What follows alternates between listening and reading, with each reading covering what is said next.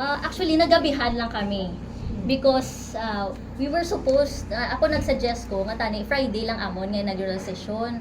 Basta para ta ganito, to give time man bala sa preparations, kay bago pa lang kami pungko, wala transition, wala na limpyuhan, so wala tanan.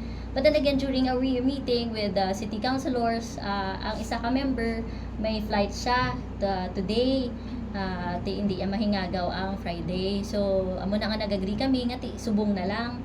So since nga oras na kami natapos ang meeting kagapon with the councilors, mga 4 na to ata, 4:30, plus nag-give instructions pa ko diri diyo sa SP kung anong obrahon namon, din kami mapangita sa mga muni, amo na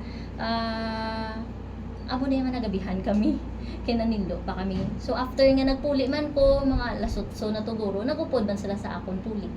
So wala sang may nag-overnight diri.